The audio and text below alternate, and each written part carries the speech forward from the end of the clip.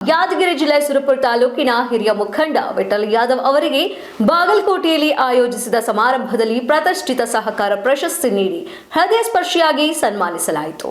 ತಾಲೂಕಿನ ಹಿರಿಯ ಮುಖಂಡ ಹಾಗೂ ಸಹಕಾರಿ ಧುರೀಣ ವಿಠಲ್ ಯಾದವ್ ಅವರಿಗೆ ರಾಜ್ಯ ಸಹಕಾರ ಮಂಡಳಿಯ ನಿಯಮಿತ ಬೆಂಗಳೂರು ವತಿಯಿಂದ ನೀಡಲಾಗುವ ಪ್ರತಿಷ್ಠಿತ ಸಹಕಾರ ರತ್ನ ಪ್ರಶಸ್ತಿ ನೀಡಿ ಹೃದಯ ಸ್ಪರ್ಶಿಯಾಗಿ ಸನ್ಮಾನಿಸಲಾಯಿತು.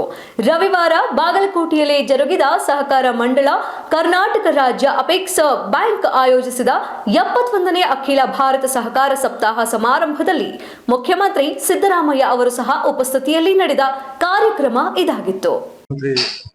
ರಾಜಣ್ಣ ಅವರು ಹಾಗೂ ಉಪಮುಖ್ಯಮಂತ್ರಿಯಾದಂತಹ ಡಿ.ಕೆ. ಶಿವಕುಮಾರ್ ಸಾಹೇಬರು ಹಾಗೂ ಜಿಲ್ಲಾ ಉಸ್ತುವಾರಿ ಮಂತ್ರಿಗಳಾದಂತಹ ದರ್ಶನಾಪುರ್ ಅವರು ನನ್ನ ಸಹಕಾರ ಕ್ಷೇತ್ರದಲ್ಲಿ ನನ್ನ ದುಡಿಮೆಯನ್ನು ಗುರುತಿಸಿ ಇವತ್ತಿನ ದಿವಸ ಕಲ್ಯಾಣ ಕರ್ನಾಟಕ ಭಾಗದಲ್ಲಿ ನನಗೂ ಮತ್ತು ನನ್ನ ಸಹೋದರ ಮತ್ತು ನನ್ನ ಆತ್ಮೀಯರಾದ ಈಗಿನ DCC ಬ್ಯಾಂಕ್ ಅಧ್ಯಕ್ಷರಾದಂಥ ಗೋನಾ ನಾಯ್ಕರಿಗೂ ಈ ಇಬ್ಬರಿಗೂ ಗುರುತಿಸಿ ಸಹಕಾರ ರತ್ನ ಪ್ರಶಸ್ತಿ ಕೊಟ್ಟದಕ್ಕೆ ನಾನು ಅಭಿನಂದನೆಗಳನ್ನು ಸಲ್ಲಿಸುತ್ತೇನೆ.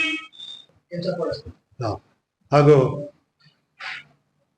ಸಹಕಾರ ಕ್ಷೇತ್ರದಲ್ಲಿ ತನ್ನದೇ ಆದ ಹೆಸರು ಮಾಡಿದಂಥ ಸಹಕಾರಿ ಕೆಂಚಪ್ಪನವರು ಕೂಡ ಯಾದಗಿರಿ ಜಿಲ್ಲೆಯಲ್ಲಿ ಪರಿಗಣಿಸಿ ಅವರಿಗೂ ಕೂಡ ಪ್ರಶಸ್ತಿ ಕೊಟ್ಟದಕ್ಕಾಗಿ ಈ ಕರ್ನಾಟಕ ಸರ್ಕಾರಕ್ಕೆ ಧನ್ಯವಾದಗಳನ್ನು ಹೇಳ್ತೀನಿ.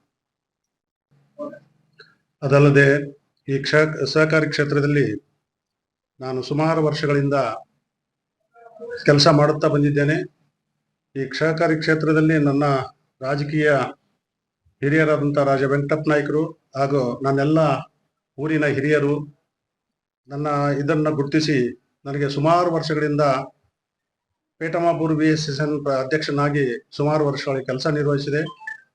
ಅದಲ್ಲದೆ ಸುಮಾರು ಒಂದು 7-8 ವರ್ಷ ಈ ಸುರಪುರ ತಾಲೂಕಿನ TAPCMS ಅಧ್ಯಕ್ಷನಾಗಿ ಕಾರ್ಯನಿರ್ವಹಿಸಿದೆ. ಅದಲ್ಲದೆ ಜಿಲ್ಲಾ ಒಕ್ಕಲ್ತನ ಹುಟ್ಟುವಳಿ ಮಾರಾಟ ಸಮಿತಿ ಅಧ್ಯಕ್ಷನಾಗಿ ಕೆಲಸ ಮಾಡಿದೆ. ಅದಲ್ಲದೆ ಹೊಸಪೇಟೆ ವಿಭಾಗದ IFCOD ನಿರ್ದೇಶಕನಾಗಿ ಅವಿರೋಧವಾಗಿ ಆಯ್ಕೆ ಮಾಡಿದ್ರು.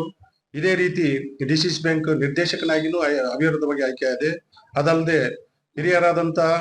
ನನ್ನ ರಾಜಕೀಯ